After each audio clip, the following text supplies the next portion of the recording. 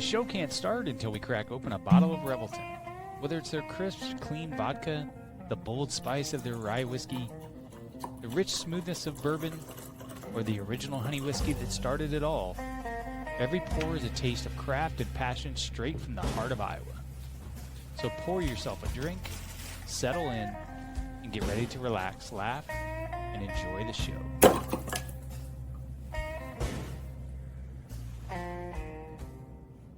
Hey, it's Andrew Downs. I'm proud to support Three Beards Media, and I would love to work with you. If you need merchandise for your company, organization, band, softball team, whatever, I can help. From name brand apparel to promotional items, large orders or small, online stores, and more, I can help your brand stand out. AKC Marketing is local, based in Johnston, and we are an employee-owned business, so our costs are low and our turnaround times are fast. But most importantly, we give you personal service to make sure you get exactly what you're looking for. Email me at andrew@akcmarketing.com or find me on social media, and let's make some cool stuff together. Now sit back and enjoy this Three Beards Media podcast. If you want to know where the storm rolls next, you got to read the clouds over old Midwest. Every yard, every basket, every mat that's worn. You learn to see the future by tracking the storm. We're tracking the storm, watching it form. From Jack tries courage to the heroes get born.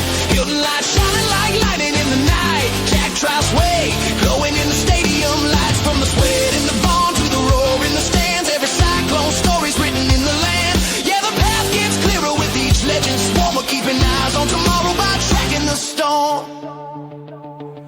Dwayne Crutchfield, pounding turf like rain. Big 8 Saturdays, driving through the pain. 2 years, rushing past 1,000 on the ground. Made the whole conference feel that thunder sound. Then Troy Davis hit the hole like a flash. Back to back 2,000, turn records into ash. Heisman nights, but win or lose that day. The Cyclone in his chest never blew away. Seneca rolled out, crowd holding its breath. The run cut like lightning through Texas.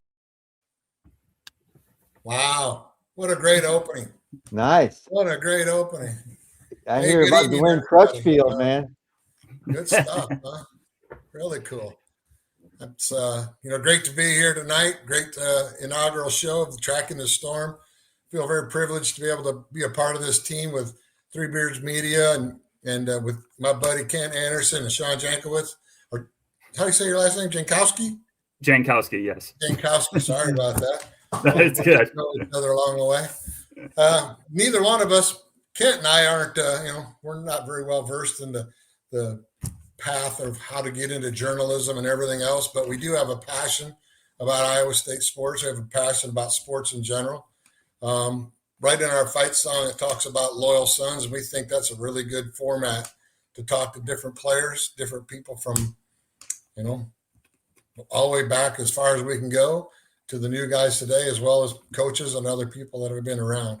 I'm Keith Schrage, been a little with Three Beards Media, popped in a few different times, played 82 to 86, and today I'm out selling stuff and getting around all over the country talking about Iowa State.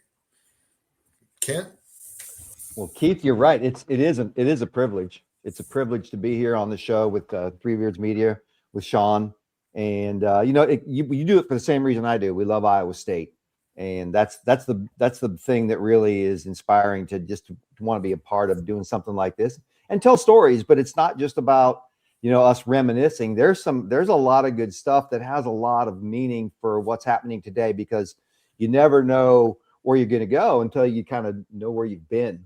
Yeah. And we'll have it's a lot of interesting guests to kind of help tell us the heritage of our athletic programs and my history a little bit. I've actually been in the coaching game for 29 years, and 27 of them as a head coach at all levels, small college, high school. I coached professionally overseas.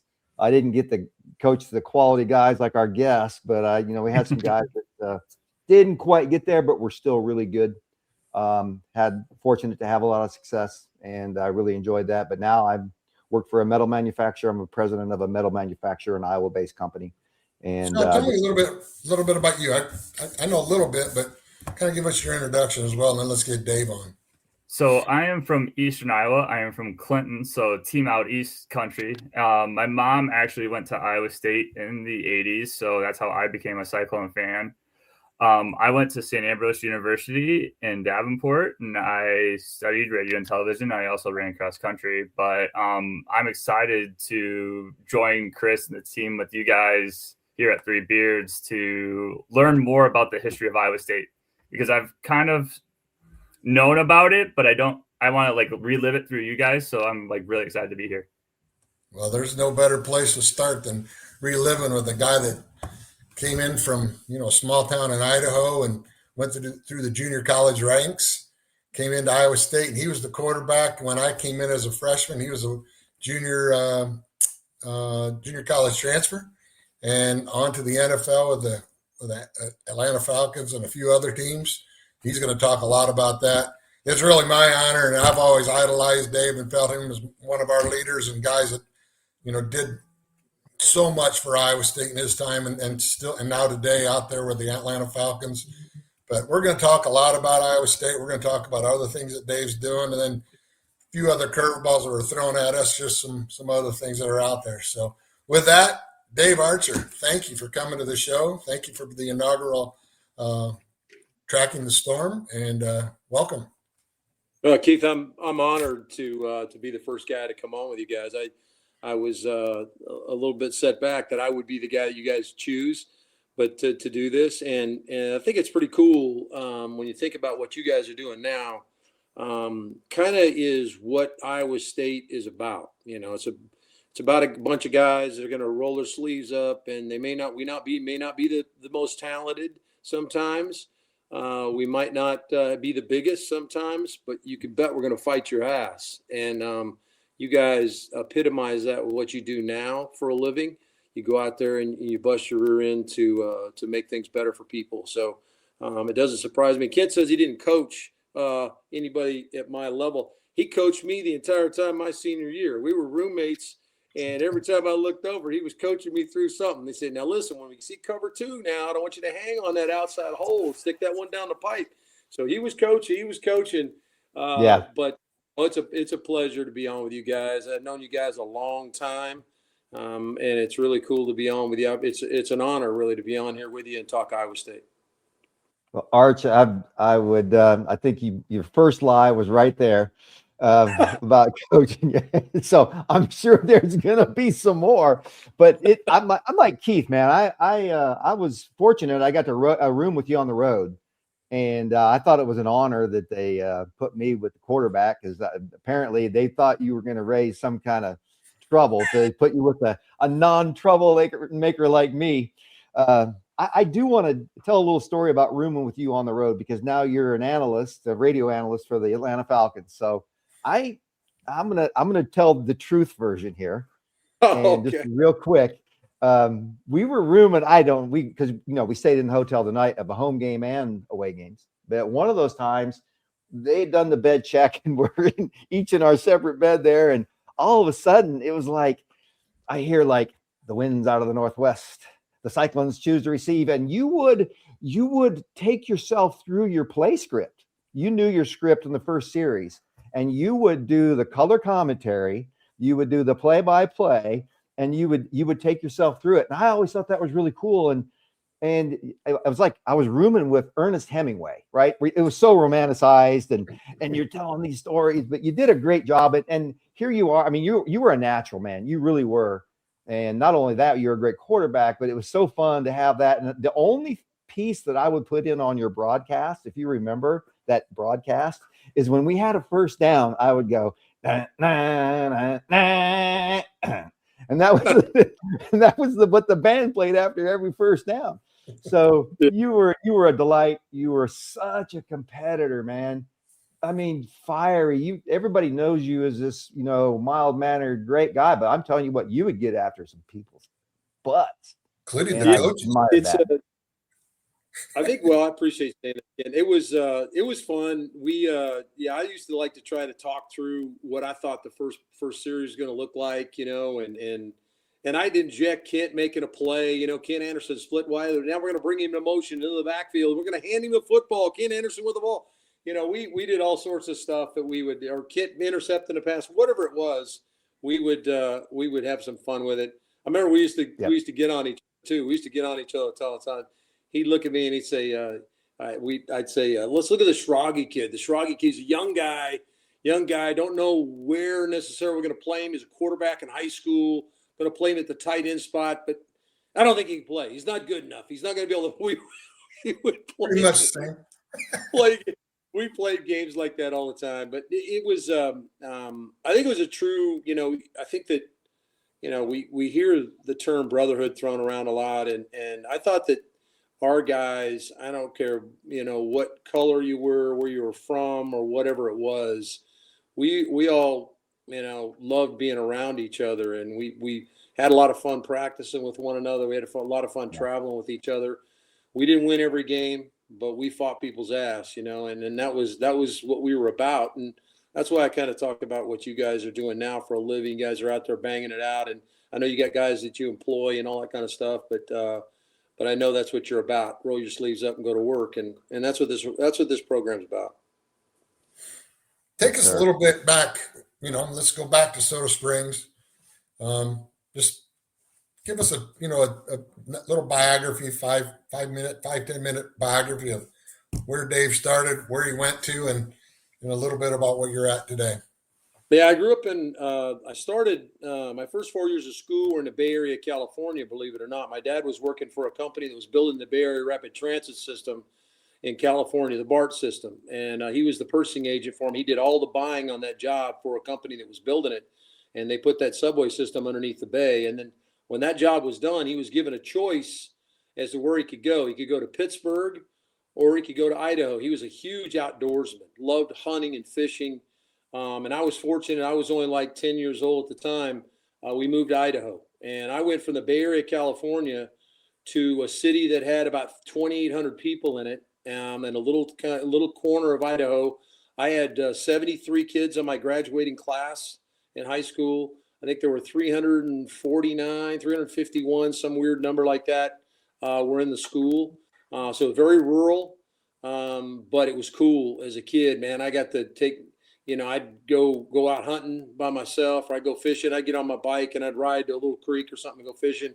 So I really learned a lot about being outdoors and kind of depending on myself and stuff like that. And Dad taught me a lot about, survival and all those kind of things. And it kind of translated into playing ball. You got to pick yourself up. You're going to get hit in the mouth. You're going to get knocked to the ground.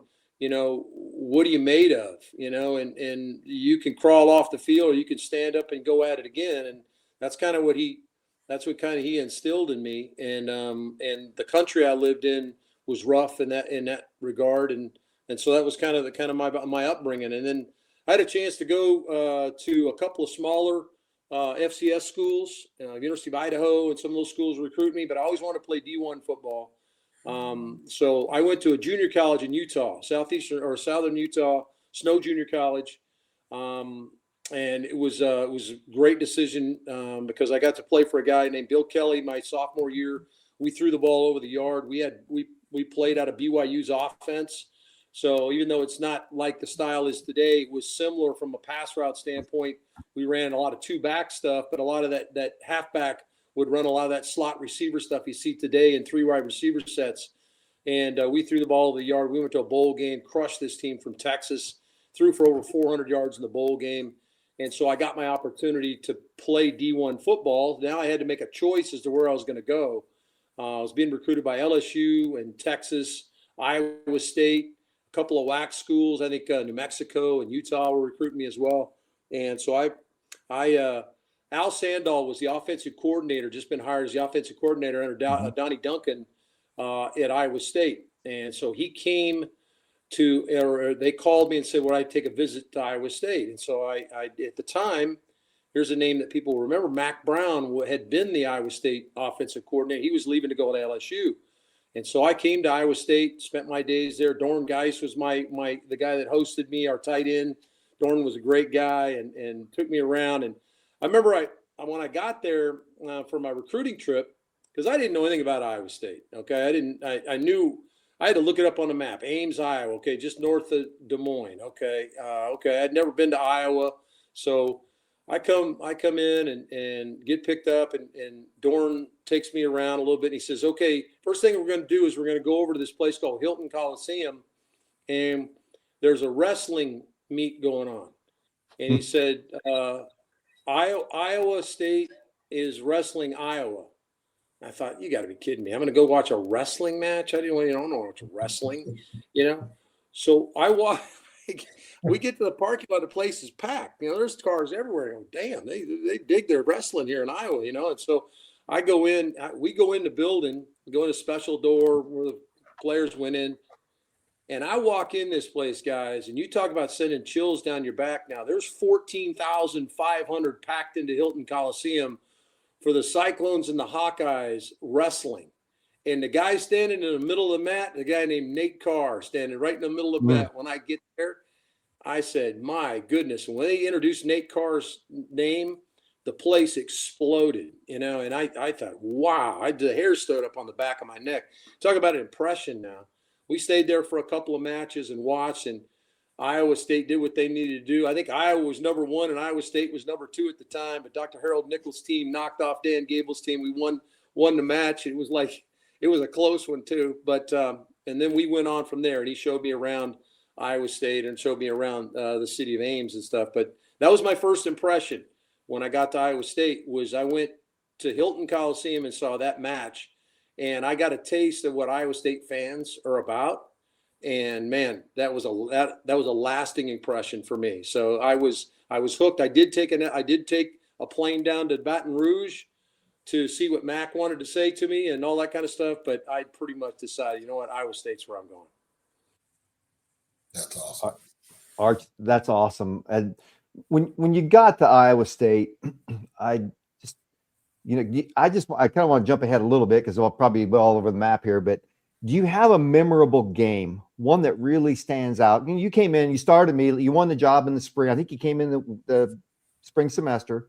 You won the job in spring ball. Do you have a game that stands out in your career that just for whatever reason, whether it's a personal statistic thing or just a memory? I'm just curious what your perspective is of it. Well, I got a number, Kent, of memories on the field memories. Yep. We played Iowa in Kinnick Stadium my junior year.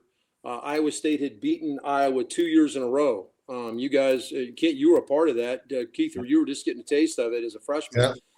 Or maybe you were coming in the next year. I can't remember. That was my freshman year. Okay. So my first pass, we ran a play action, kind of sprint draw play action. We were deep in our own territory, down at about the 12-yard line. The place is packed, obviously. Iowa's got great fans as well, and that place hated Iowa State. And we got a few fans up in the corner someplace or something like that. But I remember my play action off a sprint draw, and I had a tight end. Dorn Geis was dragging across the field, and I was going to hit him coming out of the play fake. I had a curl, flat, and a tight end dragging across the middle. And so I looked at curl, wasn't there, and I'm going to hit Dorn. He's coming across the middle. He's open, but I threw the ball behind him. And so he tried to rotate this way, and a linebacker came in front and picked it off. My first pass against Iowa is picked off, and this guy runs about, I don't know if you remember this, Ken. He runs, it was a diagonal towards the goal line, and I hit him at the goal line. In fact, they had to come get him. I hit him so hard because I was so mad at myself that I'd picked it off, or he picked it off. But he scored. That was the only touchdown they scored in the game, if you remember. We beat them 19-7 that day. Yeah. That was the only time they crossed midfield the whole day. Yeah. Well, that was the only time they crossed midfield. Well, it was a defensive guy that had the ball across exactly. midfield. Yep. Our defense dominated them that day. You're exactly right. But I remember big play with what's that? Frankie Leaks. Frankie catches. On late in the game, I think I threw a pick to Bobby Stoops. Picked me off. I think in that game, tried to throw one down the middle. He never let me forget that too. I saw Bobby at I don't know how many things throughout the years. He said, I picked you off in the Iowa game. I said, yeah, but we beat your ass in that game too. So I didn't let him forget that. But yeah, we had a little sprint out to the right. Frankie Leaks was my wide receiver. He ran a speed out, about 12 to 15-yard speed out. And I hit him on the move.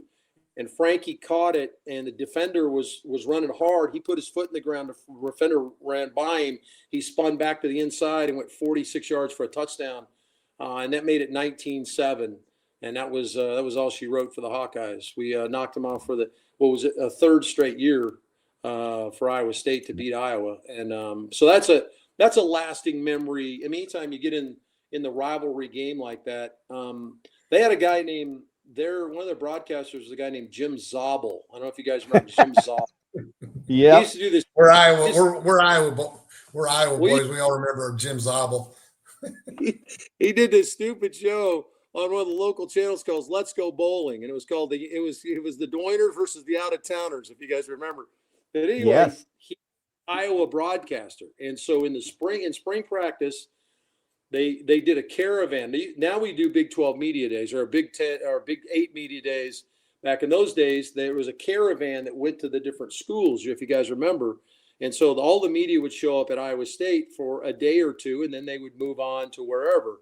And so Jim Zabel was part of the media group, and so I was the new quarterback on campus. I didn't know this guy from Adam, right? And he walks up to me, and he says, "So do you guys really think you could beat Iowa again this year?"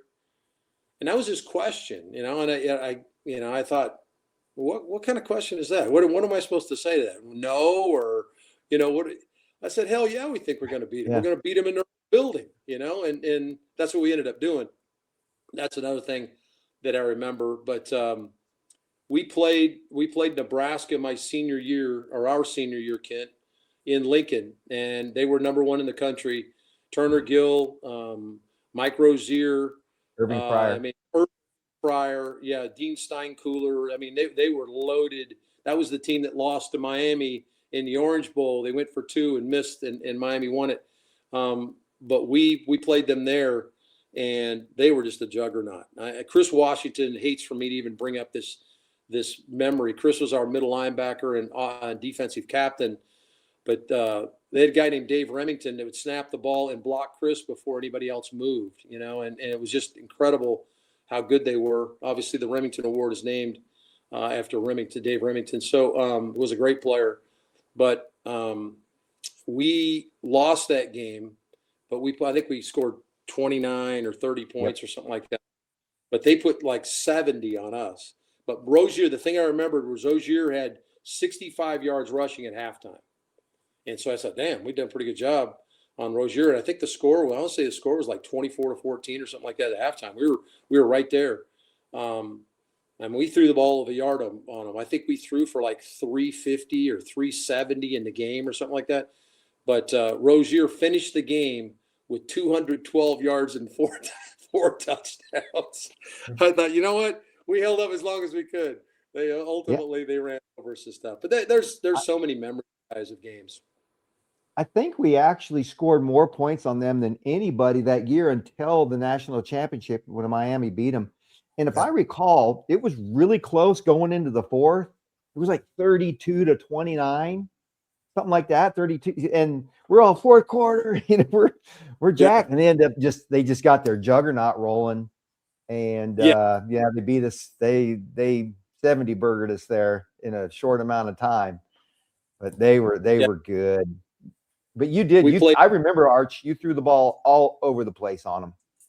Well, I had guys that go get it. We had a really good group that really took to the new offense that we had. We went from that, I formation kind of option, veer, play action offense under Dunny Duncan to Kreiner put us in more of that spread attack. We went 3 wide receivers. And I had a guy named Tracy Henderson. You guys remember? Tracy was a sophomore that year, and we would take him. He was our Z receiver, which meant he was the flanker, if you will, the old school name. We would slide him inside, and he would play our Y position or the tight end position. We take the tight end out, and we put him in. So we actually were running what they call now 11 personnel, which is 1 back, 1 tight end. But it wasn't called that back in those days. We called it sub. If you guys remember, we called the sub package. So Tracy would slide inside, and he annihilated people. He had 83 receptions that year for over 1,000 yards, and he was just so good. I had a lot of talented guys around me now. Jason Jacobs was an outstanding back, could run it and catch it. Robbie Minor was a freshman, and Robbie had great speed. I don't remember if you guys remember little Itty Bitty. Remember Itty Bitty, Curtis Livingston? Yeah, Curtis Livingston. Yeah. Curtis, you could put in your pocket, but the dude was lightning fast, and he could make some plays too. And we had a bunch of guys that could really go get the football. And so My job was pretty easy, just to distribute the ball. Also, Arch, we had you had some linemen now. You had Bruce Reimers. I mean, Bruce ended up having a career. Were you there with Carl, or was Carl after? Were you Carl after was Carl? there. Carl Nelson. Carl was the year before. Carl was a I think- senior my junior year, the year we beat Iowa at Iowa. Carl was one of the seniors. He went on to play with the Giants for a long time. Bruce Reimers, of course, was part of that really good Cincinnati Bengal offensive line. We had some heart and soul, hard workers. Jim Myers was my center my junior year, and then Chuck took over my senior year. We had Mongo playing right tackle, if you remember. We had some guys that were big, strong guys. Big, they kind of befit what you think when you think Iowa. You think these big, strong dudes, and that's who they were. It was a good group. Yeah. I could not have thrown football without those guys up front. Clapper and Musgrave were also on that group, weren't they? In that offensive, wasn't Ted Clapper? Musgrave. I think Ted Clapper might have been the year before with Carl. I think you're right. And Jim Myers were. Kevin Eggleston played right tackle. Kevin Eggleston, he was gigantic. That's the guy I called Mongo. Gigantic dude. He was a huge guy. But we had some guys that would fight your rear end off. No question. Yeah, absolutely. Little thing about Tracy. I don't know if you guys ever knew this.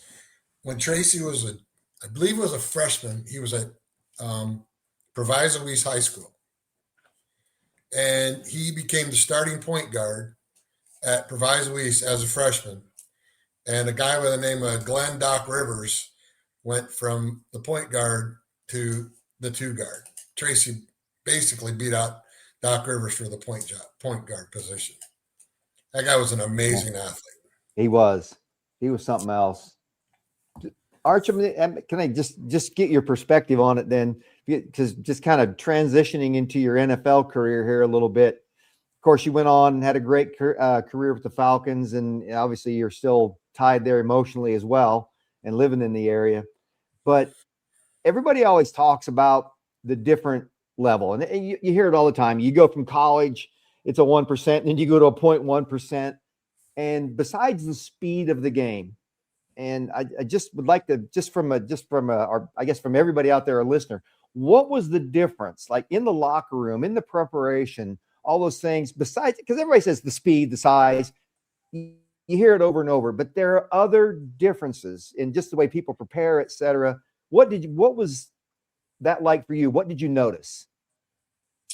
Well, the nuances that you saw from a defense, from what I was going to have to get ready for defensively, was far more complicated. The things you saw at the college level, you might get 3 coverages at the college level, and so it was pretty vanilla. You had a pretty good idea what you're going to do, and there wasn't a lot of muddy in the water or changing what the look looked like pre-snap.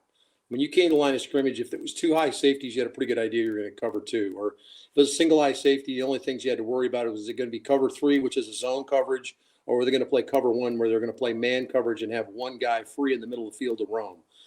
That's kind of what you got. And you get the nuance off of cover 2. They'd play man coverage with 2 deep safeties, and they'd roam the halves back there, and they'd play man coverage underneath.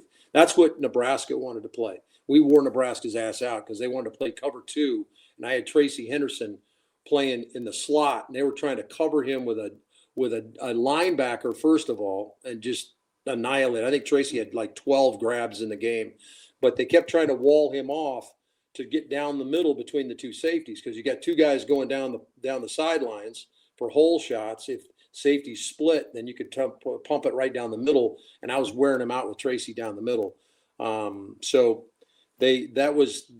You could manipulate defenses at that level. When you got to the National Football League, things changed, because now you're getting a lot of pre-snap stuff that was changing. They would show you, look, I might see 4 coming at me weak over here, and so I'm going to try to move my protection to one side, or get my remaining back to block a guy coming off the edge, and all of a sudden they're going to heat me up from the other side. So the nuances that they would throw at you.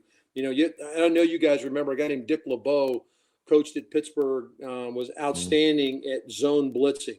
And so they play zone. So a lot of times when you saw teams come after you, that meant you knew you had man coverage in the secondary. Now, it was going to speed up your thought process, going to speed up your mechanics because they have more maybe than you can block. So there's a side adjustment or something against man coverage that you got to get the ball out.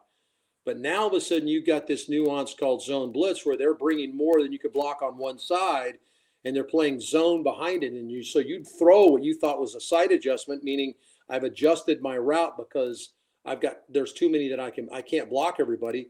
And ultimately they're not. They're just bringing 4 off of one side and they're dropping in the zone, and you'll throw them the ball. So you really had to study tape. You really had to study some of the things that the idiosyncrasies that different teams had and personalities they had, because there was a lot of what I call muddy in the water, where they're trying not to give you a pre-snap look. As a quarterback, when I step to the line of scrimmage, I'm trying to get a pretty good idea what they're going to do prior to the snap. Now, I don't know where I'm going to throw the ball yet. The coverage is going to kind of take me there based on what my route is, but I'm going to try to get a pretty good idea. Okay, what are they trying to do to me? In college, you got a pretty good idea pretty much every time pre-snap. And then you confirmed it with your first step and your drop. There were a lot of times in the NFL that you didn't know until the ball was snapped what you were going to get. And so now that condenses that time frame. They talk about how much time you got to get the ball out. Now it condenses that time frame to get the ball out. You needed to have guys running routes to try to win for you. It just made it more complicated. So that was the biggest thing at the next level. Yeah, the speed was different. You had a big time player usually at every position. You guys remember in college, we could say, okay, this corner's not very good. That guy's pretty good over there. That guy's not very good. Or we can run at this line, but we can run at this defensive end because he's not nearly what the other guy is. All those guys were good at that level. So there weren't a lot of weaknesses that you're going to attack. Hey, we're going to take a quick break here. Got to go sell some things, but during this quick break, Dave, 3 of that stuff that you guys did right before. Yeah, that'll be one of them. I want you talking about great defenses and things that took on in the NFL. You were fortunate enough to play against the 46 defense, and you were fortunate and you got to play against the Bill Belichick defense. I'd like you to compare and contrast those two. Let's go sell something. All right. Making great tasting bourbon requires the perfect combination of ingredients, conditions, and time. The longer it rests, the better it tastes. Revelton Distillery's new single barrel bourbon is made from 80% corn, sourced 100% from Iowa farmers. And unlike mass-produced bourbons, each barrel of Revelton's single barrel bourbon is unique, proofed on when it tastes best. As they like to say, it'll be ready when it's ready. And to ensure the highest standards of quality and flavor, owners Rob and Christy Taylor oversee the production and bottling. Every single barrel. Iowa born, Iowa aged, Iowa bottled. Try the new single barrel bourbon from Iowa's own Revelton Distillery. ReveltonDistillery.com.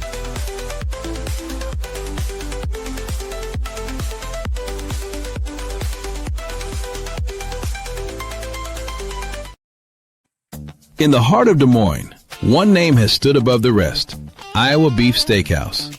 Step inside, and you enter a place where tradition still matters, where the atmosphere feels familiar, warm, and unmistakably Iowa. Service isn't rushed. It's personal, attentive, and rooted in genuine care. And before the main event, the freshest start in the city, our signature salad bar, crafted every single day. Then comes the reason people have returned for generations: Iowa beef, hand-seasoned with pride. Guided by flame, forged by heat. This is where flavor becomes legend. Served with the same care it was crafted with, a meal meant to be remembered. And whether the night calls for bold, smooth, or something in between, our bar offers a selection as rich as our history, including the old-fashioned we've become known for: balanced, timeless, unforgettable. And long after the fire cools, the glow of this place stays with you. Iowa Beef Steakhouse, 1201 East Euclid Avenue, Des Moines, Iowa, where Iowa comes for steak, done right. That's awesome. Wow. Nothing like That sounds pretty little good. beef and bourbon, huh? Little beef and bourbon for us. That's good choice. Yeah. All right. So Chris Shipley has his own viewpoint of who he thinks you ought to be talking about defensive wise, but I'd like to get your take on Belichick and the Bears 46 defense. That had to be a living bitch. Just had to be. Yeah, Buddy's defense with I had the, you said fortune, and I had the misfortune of playing against the 85 Bear defense in Chicago. We played them in late November 1985 at their building, and this was the year obviously they won the Super Bowl. They lost one game. It was on a Monday night to the Dolphins. Everybody remembers. Everybody thought we were going to get the Dolphins and the Bears in the Super Bowl, if you remember. And New England upset Miami in the AFC playoffs and ended up going and playing and got destroyed by Chicago. I'm sure Chicago would have preferred to maybe play one on Miami as well. But we played them in late November. They were in the midst of a 4-game stretch where they shut out 4 consecutive NFL teams, okay? They shut out the Cincinnati Bengals 31-0. They beat the Dallas Cowboys 44-0. They beat us 38-0, and then they finished it up. I think they beat Philly or somebody really bad as well. So in a shutout fashion, their defense, the 46, was so unique because nobody's seen anything like it. You cover the 3 interior offensive linemen, so the center and both guards are covered by really good players. It's one thing to cover them up with players, but when you got Steve McMichael and Dan Hampton on the guards, and you got William the Refrigerator Perry on the center, that creates a problem because those guys are all really good players. And then, oh, by the way, in a wide 9 technique on the outside is Richard Dent coming off the edge. So that's their 4-down lineman. So you think, okay, well, we can get the 4-down lineman block. Well, yeah, but over here is Otis Wilson and Wilbur Marshall are 2 linebackers standing on the line of scrimmage over here that can come at the drop of a hat. If you're tight end blocked down, one of them came or both of them came. And then standing in behind was the venerable one, Mike Singletary, standing in behind. Okay, then you rotate a safety up, guy named Dave Durison, who was an outstanding player at Notre Dame, had come in and was kind of that pilot in the secondary, if you will, with Gary Fensick in the back end. I mean, what are you going to do? Leslie Frazier on one corner. Leslie Frazier, as you know, is one of the best defensive coordinators we've seen over the last few years, or there for a while. So, I mean, that was the defense. And so how do you block it? Nobody knew how to block it. I actually had a coach call me, and we played Philly the next year after Buddy got the head job in Philadelphia. Remember, Chicago wins the Super Bowl in 85. Buddy and there was some conversation if Buddy gets carried off the field and Ditka gets carried off the field. There was some friction there. I think they had great respect for one another, but I'm sure there's 2 alphas in the room. What are you going to do? So Buddy got the head job in Philly, and so he brings the 46 to Philly. Well, now all of a sudden you got standing where Singletary was standing is a guy named Byron Evans, who was an all-pro linebacker. And you look out on the outside, and who's the wide 9 technique? It's not Richard Dent. It's Reggie White. I mean, it's unbelievable. They had the players they had, Jerome Brown on the inside and Mike Pitts and a lot of the guys that were on the interior. That's what they went to Philly with. Well, they had the 46 there. We were undefeated going in the 86 season. We went 4-0. Philly came to our place. They just had Inside the NFL on HBO with Nick Bonaconti and Lynn Dawson had been in Atlanta, and we'd done all this pomp and circumstance and doing all these interviews. Look at us. We're bigwigs here in Atlanta. We'd never tasted this rarefied air before. Here comes Philly. Okay. And Philly might have been a defeater. They had one loss. They came in and they played the 46. They shut us out. They beat it. We were averaging 32 points a game the first 4 games of the season. They beat us 16-0. I got sacked 8 times in the game. You guys remember I could move around a little bit. It wasn't like I was a stationary target. They sacked me 8 times. And the reason I bring this up is because our head coach, Dan Henning, called me, and I saved the message for a long time. It's one of the old message machines, if you remember. And so I punched the button, rewound, and okay, what's my message? And it was Coach Henning, and he says, Coach, Dave, this is Dan. He says, I just want to apologize to you. We didn't get the job done from a coaching staff standpoint. I hope you're okay. We'll see you on Monday. he was apologizing for me getting sacked 8 times. I never had a coach ever do that, ever. But Ryan's defense was so unique because of the way they lined up. How do you block it? A lot of teams began to use gap techniques where you're pinning and pulling. So you're trying to block down on those interior defensive linemen, those 3 guys side by side, and then pull and get into the two linebackers who are a little bit lighter in the rear end than, say, Richard Dent on the other end. So there were a lot of different philosophies and stuff like that. I remember in the game we played against them in '85 in Chicago, we threw a tight end screen. We never threw the ball at the tight end. And we had an H-back, but we didn't throw it to the tight end. He was almost like a 6th offensive lineman. Great big guy, 280 pounds. Screen it to him. He goes 32 down the sidelines against this number 1 ranked Bear defense. Called back, illegal man downfield. Okay. Our next longest play in the game was 8 yards.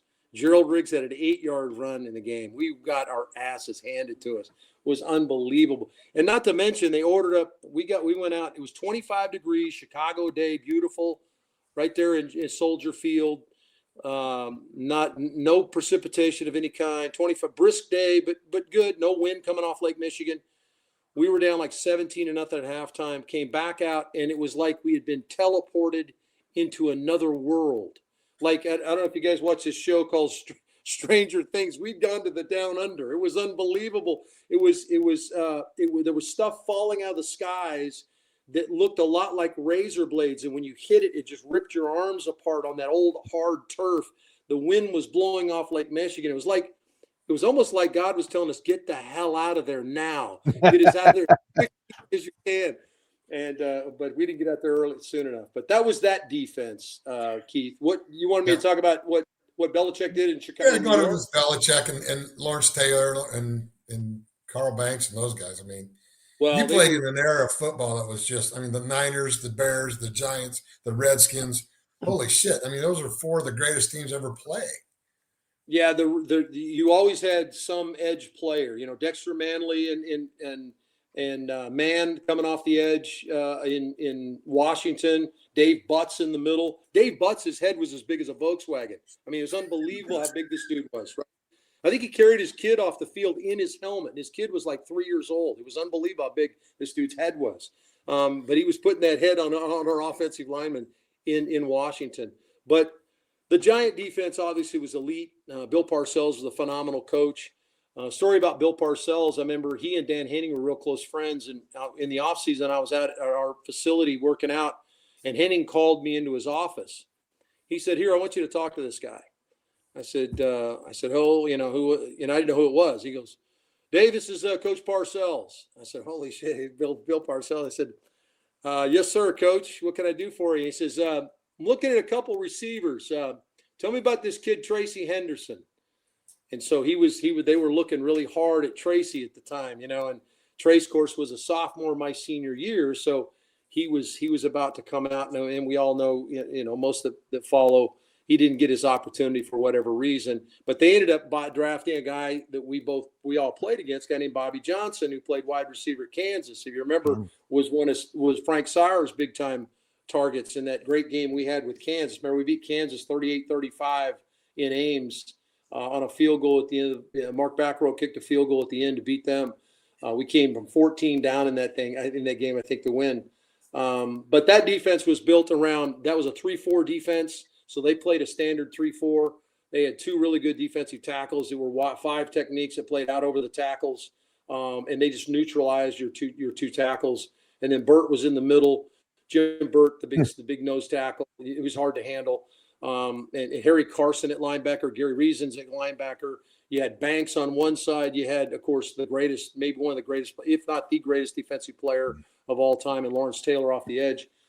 Yeah, it was hard. And Belichick just let him play. I think the thing that was cool about Belichick is he didn't really blitz you much. He would just play you straight up and say, "Hey, my guys are better than yours." They were more prepared. They knew what you're going to do, and they played hard, and it was hard to beat them. You played against, I mean, think about it. Some of the greatest defenses in the game and some of the best defensive players, you know, LT, and I mean, you were right there in the mix of it all. Just a great era for defense and schemes, and that was something else, and it changed the game. It really did. It changed the complexion of the game. If I recall, I think it's what Miami gave the Bears fits when they just started throwing, some quick game and a lot of, just had those little bitty receivers. I think they had the Nats and they had the Marks brothers, Mark Clayton, Mark Duper, and Nat Moore, and some of those guys. Yeah, they got the ball out quickly. They weren't letting the pass rush get there. They had a really, really good attack against them, and it worked one time, and that's all they needed it to work. I know the Chicago, Jim McMahon's a really close friend of mine. He's the Bear quarterback, and they wanted Miami badly in the Super Bowl, and of course, they didn't get them. New England ended up winning the football game against Miami and played him in the Super Bowl. I remember a story about Buddy Ryan.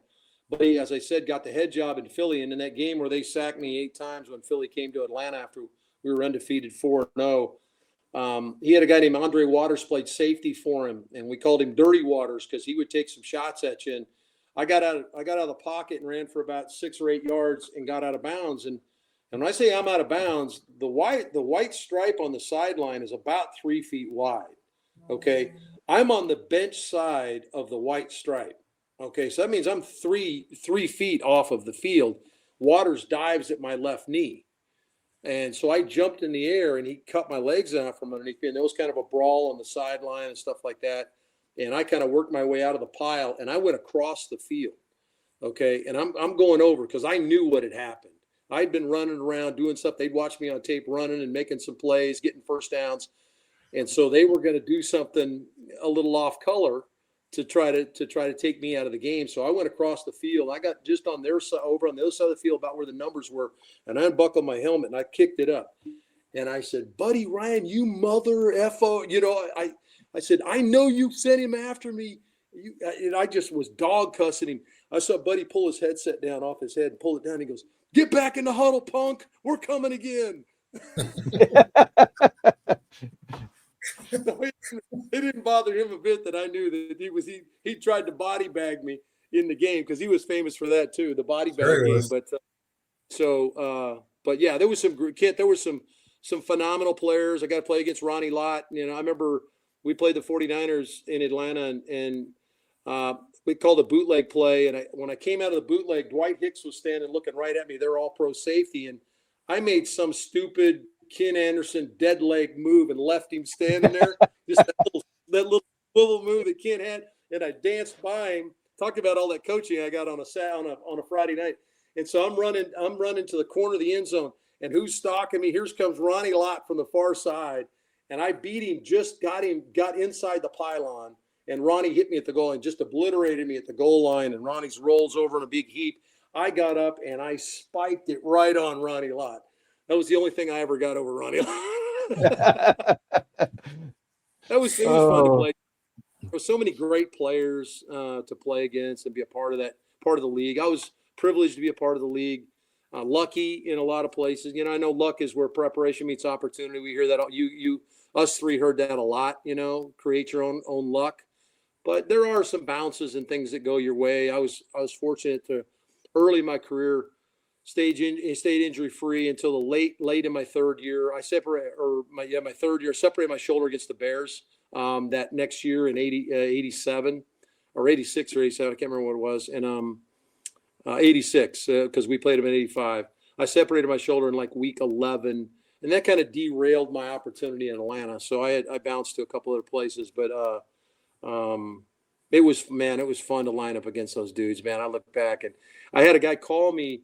Richard Dent went into the Hall of Fame here a couple of years ago. You guys remember their outstanding defensive end. Richard lives here in Atlanta. I see him at some charity events all the time. And I had a guy call me, one of my friends from the West Coast. And he goes, "Dude, I'm watching the Hall of Fame induction ceremony, and Dent's going in.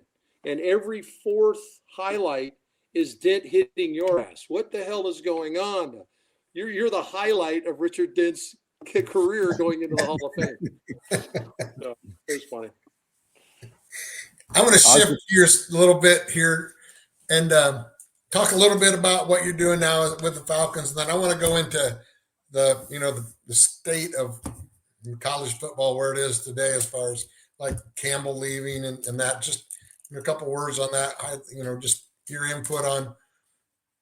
That's a hell of a move for him to go from Iowa State to Penn State. But a little bit of talk of what's going on with the Falcons, what you're doing on Sundays and Mondays and Thursdays and everything else, and then a little bit about that part of the college. Yeah, I was fortunate, guys, that I, like Kent said, I played around with the broadcasting thing a lot. As a little kid, my mom she got the old Super 8 camera out and she'd videotape me in the backyard. I'd play a football game in the backyard by myself, and I was, 12 years old, and I'd throw the ball and run down and catch it and flip myself up in the air like a guy tackled me or something like that. But I'm broadcasting the game the entire time. Mom says, to hear Mom tell it, Mom says that I used to sing the national anthem before the game would start as well. So I would stand there like I was supposed to, all straight, do the national anthem, and then I would broadcast the game that I played in. I'm the only one playing in it. And so I kind of got a flavor for it then. And I loved voices, certain voices. Keith Jackson's voice still resonates in my ears. Ray Scott, who was a great broadcaster for the Green Bay Packers for many years, are voices that I remember hearing that I loved and wanted to emulate or mimic, and so I would try to do that. And so it kind of came to me that I wanted to get into broadcasting when I got through playing. And I've been fortunate. I got a chance to audition for the Falcon gig back in 2003. I had been doing some college football on television here, and I guess I fooled them enough to where I got the gig, and I've been doing the Falcon radio broadcast since 2003. Long time now. I can't believe it's been that long. Here we're 23 years later, 24 years later, and still fortunate enough to do it.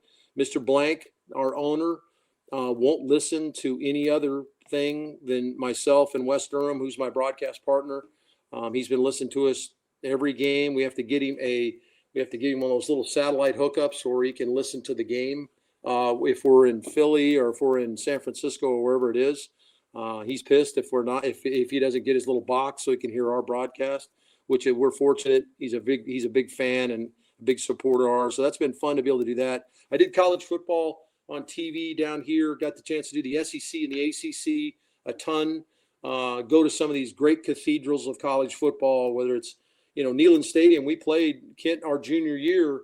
We went to the Neyland Stadium. We lost to Tennessee in a really close game. They kicked a field goal. I think Fuad Revis kicked a field goal at the end of the game to beat us down there. But going to Sanford Stadium where Georgia plays, or Bryant-Denny Stadium where Alabama plays. I mean, I've got a chance to do a number of games in these different buildings, and just the traditions and stuff that are attached to college football down here has been fun to be a part of. So I've had a chance to do that. So that's the broadcasting part of it, Keith. I've done a bunch. I've been probably far more fortunate and blessed to be able to do that than maybe I should have been allowed to. But I don't know how it sounds, but evidently I'm fooling somebody because they keep inviting me back. Hey, you got your practice when we were doing skits, so I'm taking some of the credit. There you go. You guys got me ready, man. You guys got me ready. You didn't tell me what you liked and what you didn't like. You didn't say, no, get rid of that. That wasn't very good. I would love to have a video of us doing that. You two were calling the play-by-play. Alan Hood was a quarterback, and we were running plays, and then you would let's rewind that. We'd walk in reverse and all that other shit. We did it in reverse. Oh my God. We'd go backwards. Yeah, that was hilarious. We'd go backwards in reverse. That was a lot of fun. Great memories, man. Talk a little bit about Matt, leaving and all that stuff. Just your take on that. Yeah. It hurt me. I would assume that it hurt Cyclone Nation that Matt would leave. You got to understand, he had a lot of opportunities to leave. There were many chances for him to go, both to the National Football League. He had been courted pretty heavily by 3 teams that I know of, really heavily in the National Football League. And then, of course, across the country, there were a number of jobs that behind the scenes were quietly offered to him. And he was so rooted in his job there and roll his sleeves up. He loved the roll his sleeves up, go to work, mentality at Iowa State and being able to transform kids that maybe some didn't think deserved to play at the Division I level. Next thing you know, they're kicking your rear end. And next thing you know, they're playing in Big 12 championship games and they're beating highly ranked teams. And that was because of, the development of these players and the willingness of the player to sell out, obviously, for Iowa State. It's a two-way street. It's not just the coaches. But I got a text from Matt 2 days ago. I had texted him and I had said, and I'll let you know what I said to him. I said, Matt, I can't thank you enough for what you've done for Iowa State. There have been years where Iowa State was prominent, but it was here and there. You made Iowa State a team that people had to reckon with every weekend. And the league is littered with Iowa State players now, guys. There's guys everywhere that play at Iowa State. We had a few guys here and there, but now, I mean, you know, 2 in Baltimore and you got 3 in Houston and you got 1 out in San Francisco. I mean, you got players all over the place that are playing, and that's a tribute to him and his staff. But I told him, I said, I think that I don't know how people are going to receive this because obviously you're hurt because you lose your coach and there's those initial feelings that, oh, he abandoned us and stuff like that. He didn't do that. He did everything he possibly could for the program. He's a genuinely really good man. You two both have got a chance to be around him. I know the layman fan and a lot of the Cyclone fans don't get a chance to be around him. But what you see when he does his interviews is that's who he is. He's not this made up fake guy that puts on some persona when he's on television. He's that guy for real. And I just told him I was really proud of him. I told him we appreciate all of the alumni that had a chance to come back. I don't know how many guys, Keith, I don't know how many times they invited us back for spring practices and during games and all that kind of stuff, the things that they wanted the alumni around. There's some places that kind of separate. If you haven't been an overly successful alumni, it's easy for Oklahoma to bring back their alumni, right? They've got 7 or 8 Heisman Trophy winners and all the legacy and the history there. But Iowa State has been up and down. But all of us were always invited back to come back and be a part of the Cyclone experience there on a game day. So very thankful for that. And he texted me back, and he texted me back. I got it last night or 2 nights ago. He said he couldn't thank me enough for the text. He said that all of us, and he said us, he said all you guys are welcome to come and hang out with me here. I know you didn't go to Penn State, but you can come here and we'll laugh and tell a few stories and stuff like that. So he's still welcoming people with open arms. He's going to be highly successful there. Yeah. I've been fortunate to talk to a few of the coaches, Mouse and Clanton, I consider pretty good friends of mine. And it was tough. It was a tough move for all of them. But they got opportunities to do things that they were never going to be able to do at Iowa State.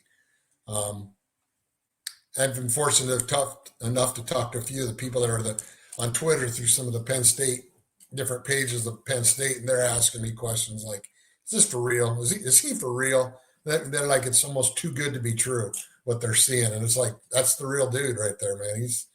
He is exactly what you see.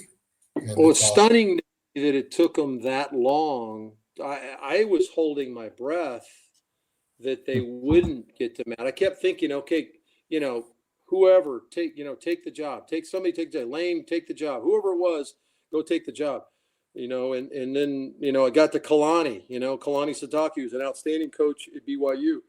I said, hey, Kalani, go take that job. Cause I know they're coming. It's coming. They're going to get to Matt, and they should have gotten to him long before that. And I was hoping maybe the reason they hadn't gotten to him is because he'd said no, but, things happen. There's other things that are going on. It's not just the opportunity. There's, other things that may be a part of it that, will never come to light, unless somebody says something about it. So we'll just leave it at that.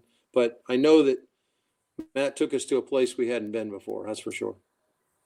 So Arch, very accurate. NIL, transfer portal. I just want to get your thoughts. We all have our own thoughts, and it's spiraling out of control.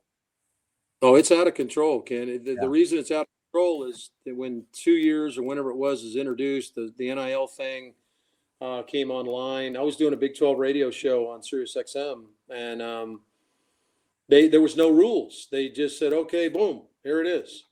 NCAA the NCAA didn't have any balls to say anything about it, and so they feel like, they thought they were going to get sued, and they probably would have.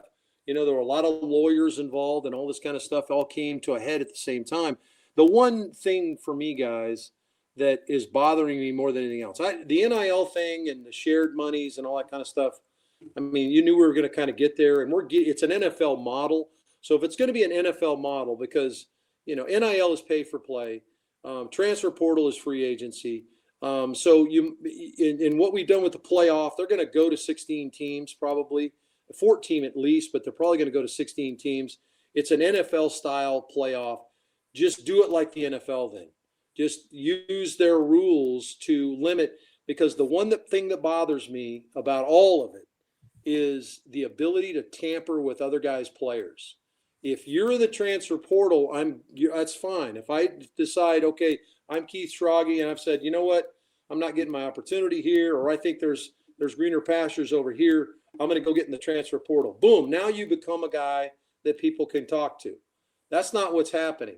So all these coaches, and I had when Raheem Morris got the Falcon job here 2 years ago, I had 3 prominent D1 coordinators call me and ask me if I could get their name in the hat to interview for a position job with the Falcons, because they were tired of college football, because they're tired of developing players, and then someone's uncle through some booster says, hey, we got more money over here, and he's not even in the transfer portal, and they're stealing players off other teams. And in the NFL, you get nailed with it. You take draft picks away, they fine your club, all that kind of stuff.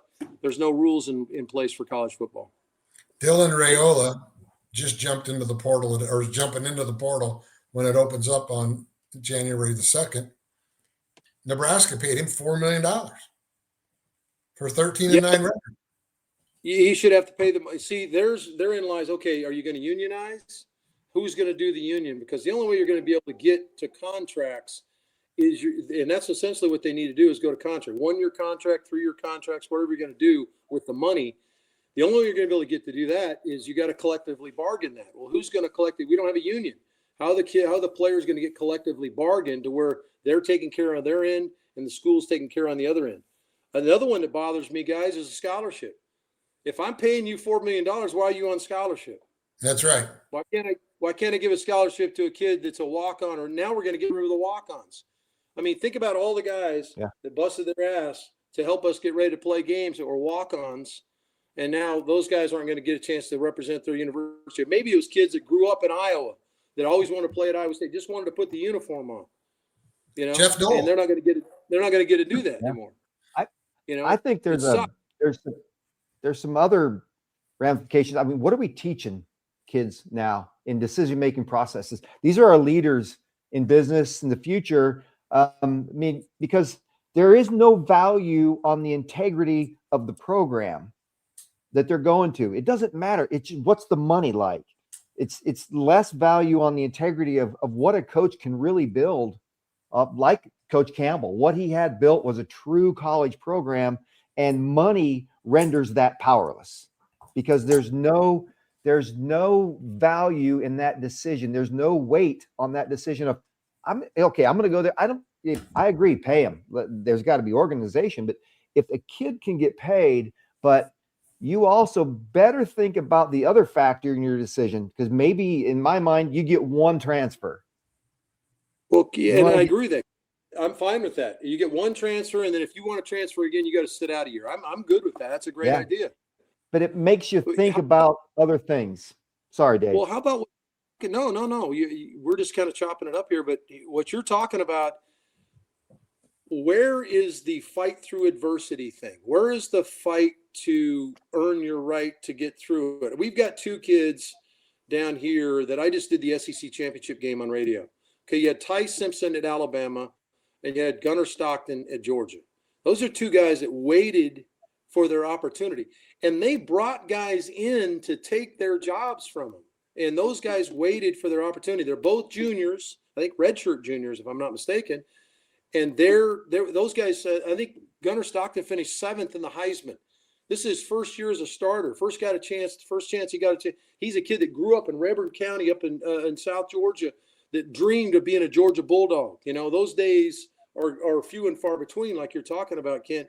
But where's the ability to fight and earn your right to play? You know, and the university has something to do with that too. You can't keep bringing a guy in. If I'm working my way to it, you need to let me know you're going to be our guy. You got to keep working at it. And all of a sudden you go pluck a guy that's, you know, a Rayola or something like that's going to undermine me. The university is culpable in it as well. But that part drives me crazy as well, is the guys that stick it out and show their ability to do that. And I'll tell you what, it's going to the National Football League level too, guys, is teams now, when you see multiple transfers, guys transferring to different schools, the first question that's coming out of scouts' minds in the National Football League is, does this guy love to play, or was he looking for money? And so they're asking, one of the first questions they're asking is, do you love the game? Do you love to play? Because you can bet that the Gunnar Stocktons of the world love to play the game, and they stuck it out and they waited for their opportunity. Well, these other guys are dancing around for that paycheck. Why'd you quit? Coach Thomas said it the best when I was growing up. He says, you quit one thing, you'll quit anything. Yeah. All you have to do is do it once, right, Keith? You quit one time, it's easier to quit the second time, right? There it is. It's a habit, just like winning is. So what does that do to the bowl games? You know, that's the other thing that it's how many teams did not play? There's a couple dynamics there that, you know, we had it, you know, I would say we decided not to play. Like 12. And there was quite a few. Now, the thing that I have a couple issues with that, one is I think it's the structure has made that possible because they render these other bowls irrelevant. But then if you have NIL, how many games is that for? Right. You're obligated to play. Yeah, if you got NIL, correct. And that's what they're gonna have to build that into whatever. I don't know how these contracts look, Kent. Are these contracts that they have with these different companies or whoever they're representing in NIL that requires them to play? Okay, you got to play the entire season, but then you've got the out to where, okay, I'm a little banged up, I'm not going to play, I'm hurt. You know, you're fudging things a little bit there. There's just so many loopholes. But the bowl game has been rendered, if you're not in the playoff, has been rendered irrelevant because guys. I heard a couple people talk about being a preseason bowl. Having the preseason being at the start of the year as opposed to at the end of the year. How do you pick who goes though? See, it used to be a reward. There's no reward to it. So I guess they go based on preseason rankings or something like that. But I mean, that's the way you're going to get everybody to play in the game, right? You're going to get, if you did it at the beginning of the season. But I don't know, man. There's a lot of uncertainty to it. There's a lot of, you know, we grew up in a very traditional time where college football looks so much different than the National Football League, and now they look the same. And is that okay, or is the fan okay with that? The fan is the one that's going to dictate. And I don't think the fan's going to walk away from it, guys, because the fan loves the game, and so they're not going to walk away. So you continue to support it. You pump the NIL money in. Is money's now going to start coming from the university. Now you can pay the guys through the university. It's unbelievable, man. How about your streaming services? Imagine Prime, imagine YouTube, Netflix comes in and they go, here's $70-some billion for the next 8 years for you, 80 schools. Yeah. And they could take it all away. We could have the Schrage Anderson Archer podcast, and we just been killing it, man. We were Hey, you know what? We've kept you on.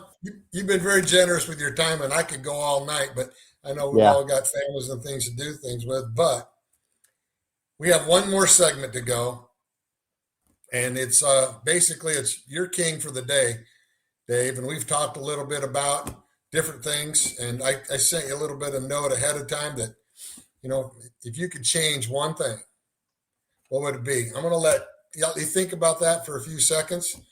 I'm going to have our producer come in and Sean throw a little lead into it and come back and you make the rules, Dave. It's your show. It's your world. We're just living in it.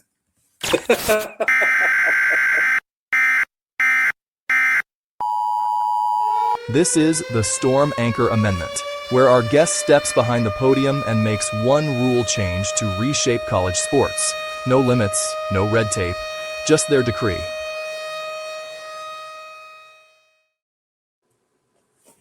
It's yours. All right. Well, we touched a little bit on if I could change one thing. There's a lot of things that I don't like about the administrative piece to college football. I think we still all love when we get between the stripes, what it looks like and the way people are playing. I'm okay with that part of it. I still love doing the games. I don't like the fact that you can take other teams' players from them. We touched a little bit on it before. If a guy just declares, and it was all about declaring to get into the transfer portal, and then that made me a free agent. Okay, so now I can go anywhere. That's fine if that's the way the rules are, but we don't have any rules set up for it. So if I could do anything, I would change the tampering rule. I would make the tampering rule a severe penalty to where the kid, if we found out, we could prove that the kid was tampered with and he did go somewhere else, he couldn't play that season. He had to sit that season because he was essentially taken off another team's roster prior to declaring himself a free agent. I guess that's the one thing that I would try to do. I think there's too many other things that are tentacles that are attached to it when you start talking about contracts and all those kind of things. But the one thing I know is bothering college coaches more than anything else is their kids being tampered with. They're developing and working with a freshman, sophomore, and the next thing you know, his junior year, somebody offered him some money to go someplace else, and he leaves, and he's not even in the transfer portal. He was enticed to leave. Got to stop that. It's a big topic for a lot of people, and I think a lot of people are on your side with that one. That's I agree. I mean, it's happening. It's happening every single day, and it's a sad state of affairs. I know that there were a couple guys from Iowa State in the last couple of years that were offered significant amount of money, and they were not in the portal, and they turned it down to not go that way. Basketball and football alike. So, therein lies probably, guys, what we need. There's got to be an oversight committee that just, for whatever reason, wasn't put in place prior to all this stuff breaking at the same time. Transfer portal, NIL, all that stuff. There's got to be an oversight committee. I think that Nick Saban has said it best, that you're going to have to do what the National Football League does, and they've got a commissioner, and they've got a committee that looks at it, and a committee that's a non-biased committee that's not tied to conferences, maybe not necessarily tied to a university, even though you may have some allegiances having gone to school someplace. You have to cut ties there, and you have to be non-biased and make decisions on things that you can, if you can discover those kind of things happening, then you penalize the team, you penalize the player.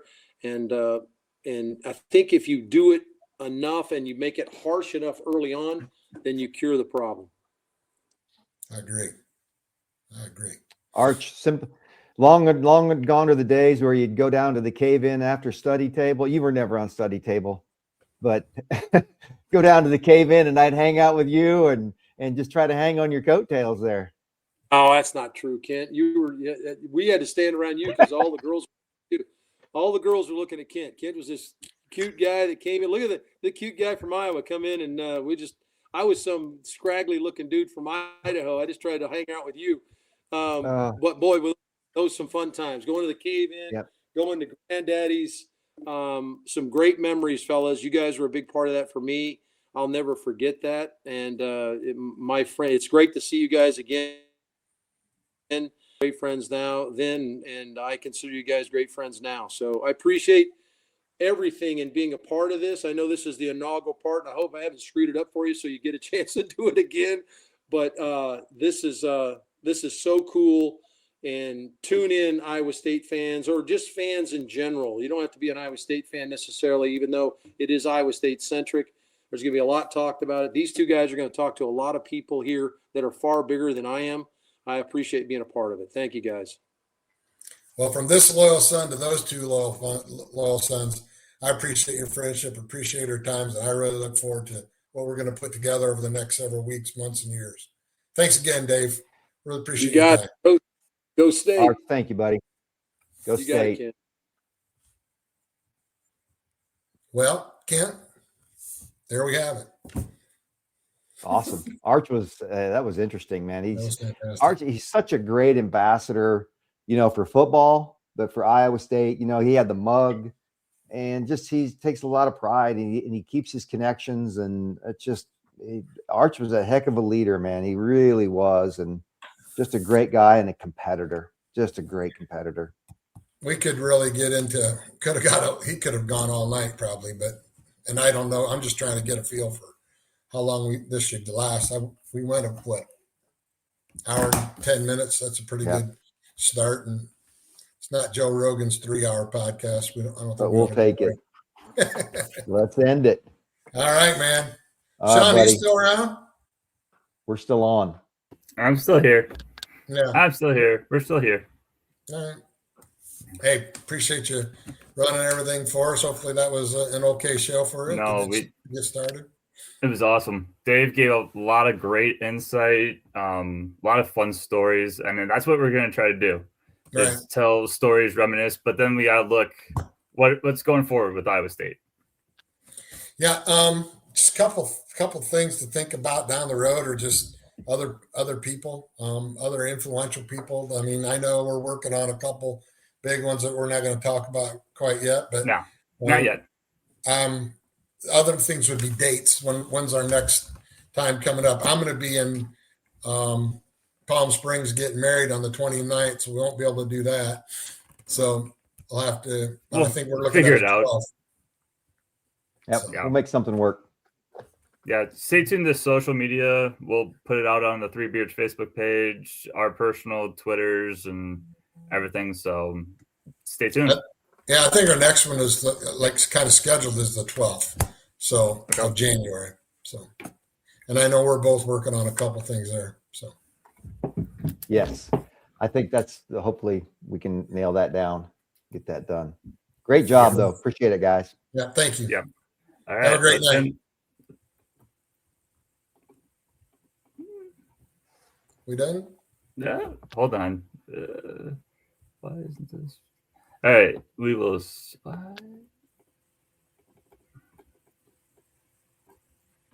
right. We'll see you guys next time. See ya. Right on. See you, Schrage. Bye-bye. Take care, Sean.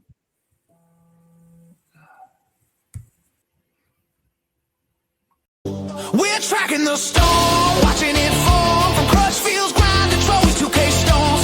Seneca spinning through the rain and roar, turning third along to forevermore.